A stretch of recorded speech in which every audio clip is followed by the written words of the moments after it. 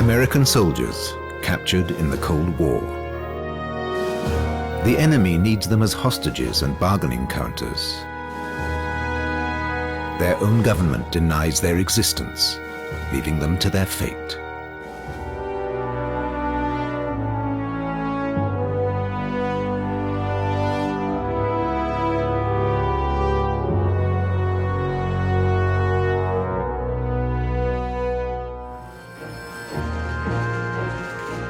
For years, it was an open wound for thousands of families in the United States. The search for forgotten prisoners in the Vietnamese jungle. The boys who were left behind. The boys who scratched these codes in the earth in desperate attempts to make contact with home. Attempts their own government ignored.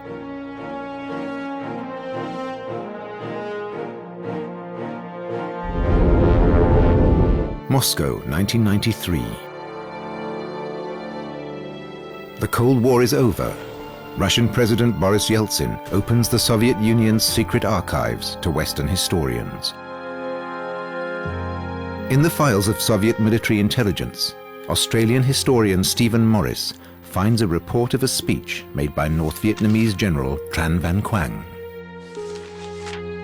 And I come across this document which is actually dealing with a number of different issues. And there at the end is a big section on POWs. And I start reading through it, and they're talking about 1,205. We are holding 1,205 American prisoners of war, but we've only told the Americans we're holding 368. Morris realizes the explosive potential of the report. He makes a copy and smuggles it to the USA.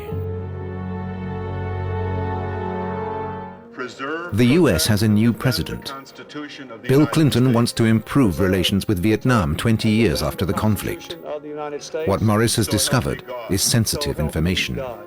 Congratulations. Morris gives the document to the administration and asks them to keep it confidential. The reaction is immediate.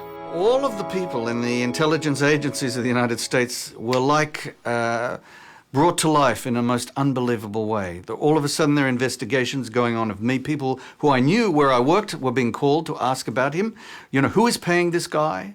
You know, who, do you know? I mean, my friend who was working at one of my former, at the University of California in Berkeley, was called by somebody from State Department Intelligence Bureau to ask who was paying Stephen Morris over these years. This is the kind of reaction I got from the intelligence community. Morris releases the document to the newspapers. But then the US military announces it must be a forgery because it conflicts with information held by the secret services. President Clinton's administration remains true to America's proud Cold War claim. Nobody gets left behind. Or if they are, deny it. It's a policy that began as early as World War I. The US entered the war reluctantly in 1917, but it proved crucial in defeating Germany after 4 years of carnage.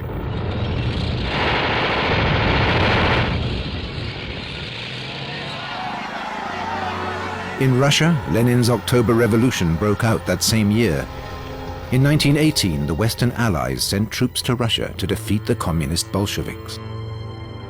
13,000 US soldiers landed at Archangel and Vladivostok. The revolutionaries have toppled the Tsar, but they don't yet control the country.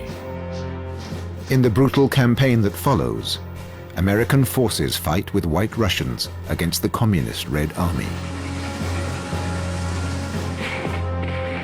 The chief instigator of the Allied campaign is Britain's War Minister, Winston Churchill. He insists that Bolshevism must be strangled in its cradle.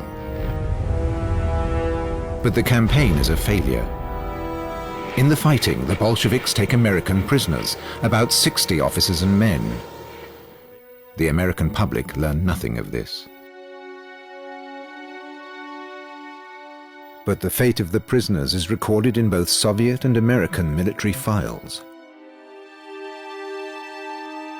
The policy response of the United States government to the secretly held prisoners in Russia of 1919 basically was to declare them dead.